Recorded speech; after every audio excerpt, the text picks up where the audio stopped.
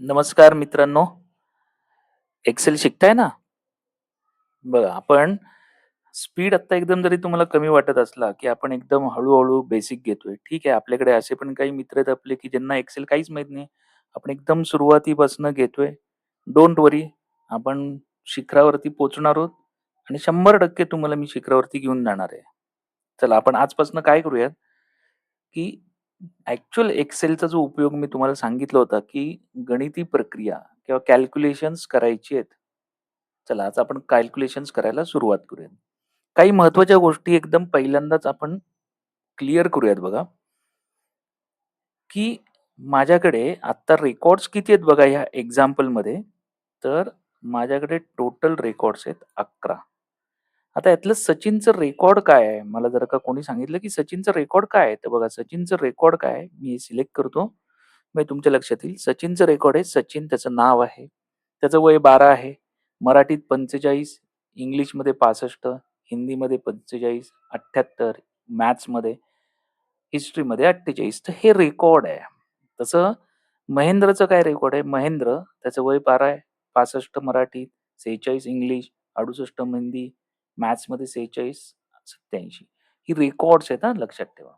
आता मला टोटल काढायचे म्हणजे या विद्यार्थ्यांनी, सचिन या विद्यार्थ्यांनी सगळ्या विषयांची परीक्षा दिलेली आहे. तर याला सगळ्या परीक्षेत मिळून किती मार्क्स एकूण मिळाले? टोटल काढायचे. तर हे मी तुम्हाला रेकॉर्ड्स पहिल्यांदा सांगितलं ते लक्षात घ्या, की सचिनचं जर टोटल काढायचे तर सचिनच्याच रेकॉर्डच्या समोर आणि टोटलच्या खाली आपला सेल पॉइंटर पाहिजे. सिंपल. लक्षात आलं? बघा, मला जर सांगितलं, की कॉम्प्युटर वापरत नाहीये मी, कॅल्क्युलेटरवरती मी त्याची बेरीज करतोय, तर मी सिंपल काय करीन माहिती आहे का? 45 अधिक इंग्लिशचे मार्क्स 65 अधिक 45 अधिक 78 आणि अधिक 48 असे सगळ्या विषयांचे मार्क्स मी टाइप केले आणि मी एंटर की प्रेस करतो. उत्तर आलंय का? नाही आलेलं. बघा सिंपल एक लक्षात ठेवा. एक्सेलमध्ये तुम्ही कुठलाही फॉर्म्युला लिहा, बेरीज करा, वजाबाकी करा, गुणाकार करा. ओके. ॲडिशन करा, सबट्रॅक्शन करा, मल्टिप्लिकेशन करा किंवा डिव्हिजन करा. एक्सेलचा फॉर्म्युला हा नेहमी इक्वल टू साइननी सुरू झाला पाहिजे. म्हणजे पहिल्यांदा इक्वल टू लिहायचं आणि मग फॉर्म्युला लिहायचा आहे. अच्छा. मग आता तर काय झालं बघा, मी H2 मध्ये फॉर्म्युला तर लिहिला होता. आता फक्त इक्वल टू द्यायचं माझं बाकी होतं. मग मी इथं येऊन परत इक्वल टूनी सुरू करू का? पण ते सगळं गेलं. बघा कंट्रोल झेड करतो. म्हणून तर आपण काल सांगितलं होतं F2 आठवतंय का F2 एडिट करायला, सेल एडिट करायची आहे. मग एक तर तुम्ही सेलवरती H2 मध्ये या, फॉर्म्युला बारवरती क्लिक करा किंवा पहिलं क्लिक करा आणि इक्वल टू साइन द्या. ही अशी मी देतो तशी. किंवा काय करा सेल पॉइंटर तिथे ठेवा आणि कीबोर्डवरनं फंक्शन की F2 आलं का? काही त्या दोन्हीपैकी ऑप्शन यूज करा. इक्वल टू देतो, एंटर करतो. चलो. बघा 281, 281 ही सचिनची ॲडिशन आहे, बेरीज आहे.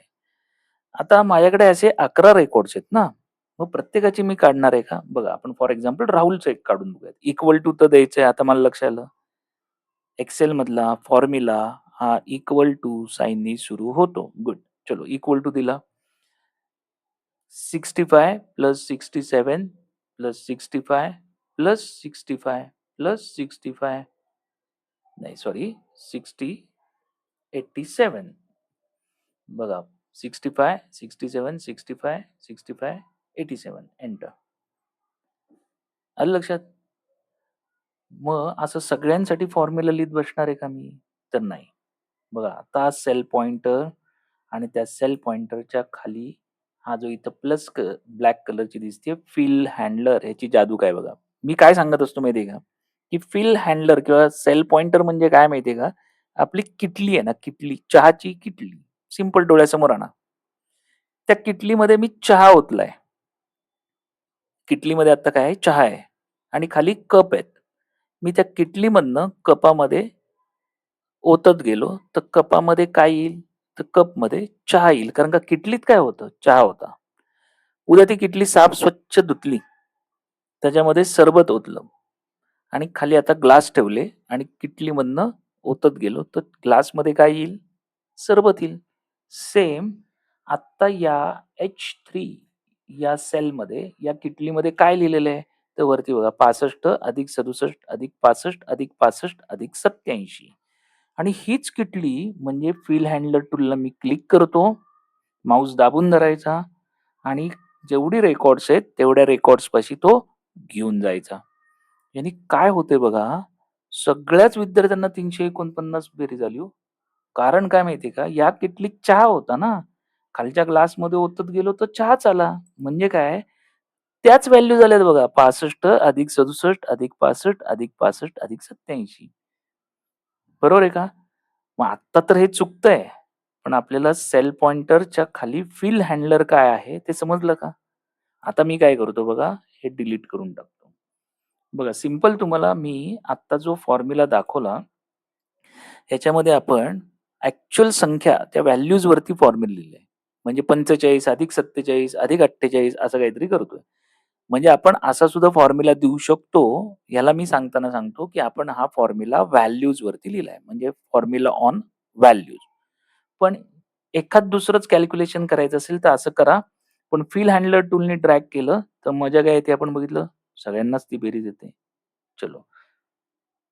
दुसरी मेथड अशी आहे बघा, मी हे डिलीट करतो. दुसरी मेथड अशी आहे, की तुम्ही ॲक्चुअल त्या संख्येवरती फॉर्म्युला लिहू नका. म्हणजे बघा हे 45 C2 मध्ये आहे की नाही हे? हे 65 D2 मध्ये आहेत की नाही? तर मी काय करतो माहिती आहे का? ॲक्चुअल त्या व्हॅल्यूज वरती फॉर्म्युला न देता, ती व्हॅल्यू ज्या सेलमध्ये आहे, त्या सेलच्या ॲड्रेसवरती फॉर्म्युला लिहितो. मग मी काय लिहितो बघा, इक्वल्स टू फॉर्म्युला तर इक्वल टू नी करायचा आहे. मला समजलेलं आहे ते आता.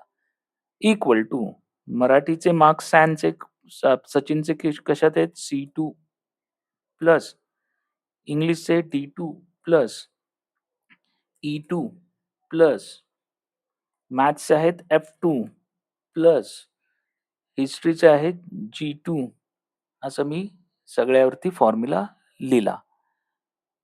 बघा C2 plus D2 plus E2 plus F2 plus G2 समजलंय?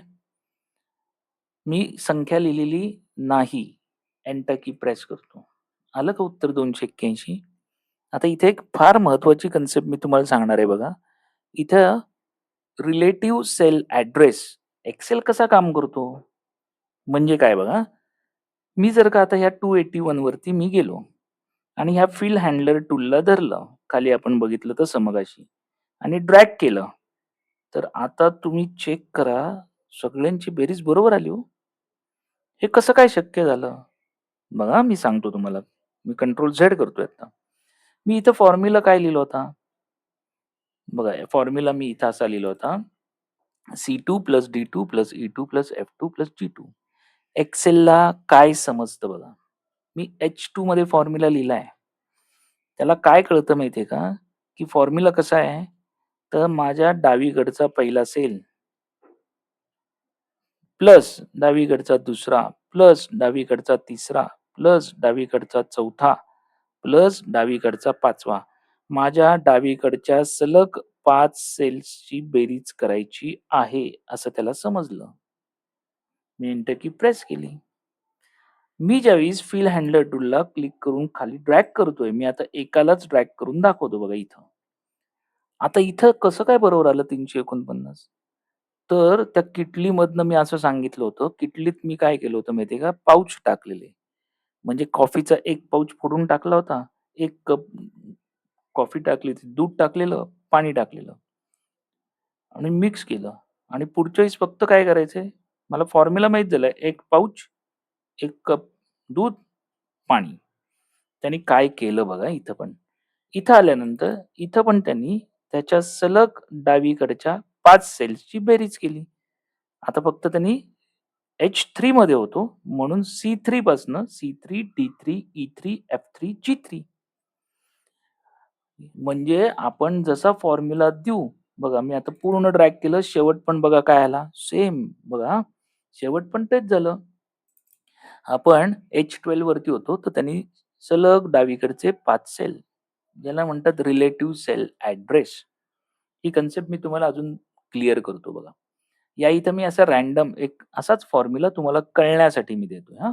मी इथं काय लिहितोय बघा, इक्वल टू मी घेतलं E2 plus F2 plus G2.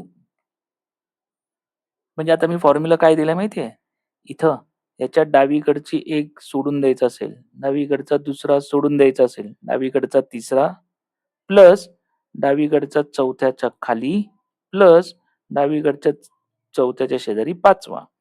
म्हणजे तिसरा चौथ्याच्या खाली 5वा असं मी सेल दिलेलं आहे. एंटर करतो.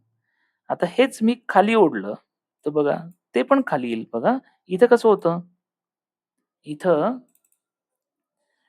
C2 sorry E2, F3, G2. मी ज्यावेळेस खाली आलो, त्यावेळेस त्यांनी काय केलं माहितीये? खाली आल्यानंतर त्यांनी परत ह्या पण सेल खाली आणल्या. E3, F4, G3. हेच जर का मी कॉलम प्रमाणे डावीकडे ओढलं असतं त्याला, इकडे ओढतो. म्हणजे उजवीकडे सॉरी. तर आता बघा फॉर्म्युला कसं होईल. त्याला काय कळलं माहितीये का? पहिला सोडायचा, दुसरा सोडायचा, तिसरा घ्यायचा म्हणजे हा प्लस चौथ्याच्या खाली घ्यायचा हा म्हणजे 281 अधिक 87 प्लस 5वा घ्यायचा 78. बघा याला म्हणतात रिलेटिव्ह सेल ॲड्रेस. तुम्ही खाली ओढलं तर तो एक खाली येईल. तुम्ही उजवीकडे किंवा डावीकडे ओढलं व्हील हँडलर टूल तर तसा तो इकडे शिफ्ट होईल. तर याला बोलतात रिलेटिव्ह सेल ॲड्रेस. समजतंय? आपण ॲक्चुअली टोटल घ्यायला शिकतोय हां. पहिली मेथड होती फॉर्म्युला ऑन व्हॅल्यूज म्हणजे ॲक्चुअल 45, 65 असं लिहिलं होतं. दुसरी मेथड होती formula on cell address value न लिहिता त्याच्याऐवजी C2, D2, E2 असं लिहा. समजलंय का? तिसरी मेथड आहे सम फंक्शन. आपण सम फंक्शन वापरू शकतो. बघा इक्वल टू द्यायचंच आहे. SUM. एक्सेलमध्ये अशी बरीच फंक्शन्स आहेत. फंक्शनचा अर्थ काय माहितीये का? एक्सेल मधल्या फंक्शनला म्हणतात फंक्शन म्हणजेच प्री डिफाईन फॉर्म्युला. एक्सेलनीच आधी त्याच्यामध्ये फॉर्म्युला लिहिलेला आहे. बघा, माझ्याकडे वॉशिंग मशीन आहे. वॉशिंग मशीनचं फंक्शन काय आहे? तर त्याचं फंक्शन आहे कपडे धुणे. उद्या मला कंटाळा आला म्हणून मी त्यात जर भांडी घातली, तर भांडी घासून देईल का तो? नाही. तसं माझ्या इथं काही फंक्शन्स आहेत. तर या सम फंक्शनचं काम आहे बेरीज करणे. मग मी कसं लिहितो बघा, इक्वल टू सम. आपल्याला पाहिजे ते इथलं फंक्शन निवडायचं. इथं सम पहिलंच आहे. ते मी सिलेक्ट करतो आणि टॅब की प्रेस करा म्हणजे ब्रॅकेट येऊन जाईल. म्हणजे इक्वल टू सम टॅब. आता मी काय सांगतोय माहितीये का? इथं तो विचारतोय नंबर 1, नंबर 2, नंबर 3. आपल्याला बेरीज कशा-कशाची घ्यायची होती? C2 पासून ते G2 पर्यंत. आता त्यांनी काय केलं बघा इथं. C2 कोलन G2 याला म्हणतात रेंज. कुठून कुठपर्यंत म्हणजे C2 पासून G2 पर्यंत याला काय म्हणतात? रेंज. मी रेंज सांगितली, ब्रॅकेट क्लोज केली आणि एंटर की प्रेस केली. बघा आलं का 281. आता हेच फक्त ड्रॅग करा. आता ड्रॅग करायला सुद्धा आता 12च आहेत म्हणून तुम्ही ड्रॅग करत चाललेत बरं का. जर 12 नसतील, 1,00,000 असतील तर ड्रॅग करत बसणार नाही. आपण काय करायचंय सेल पॉइंटर इथं आणला, व्हील हँडलर टूलवरती आलो, इथं डबल क्लिक करा. 1,00,000 असू दे भले किंवा 10,00,000 असू दे. तेवढ्या रेकॉर्डवरती तो फॉर्म्युला येऊन जाईल. समजतंय? तर ह्या 3 मेथड आपण पाहिल्या. ही सम मेथडच आपण अजून डिटेलमध्ये परत पुढच्या लेक्चरमध्ये बघूयात. थँक्स.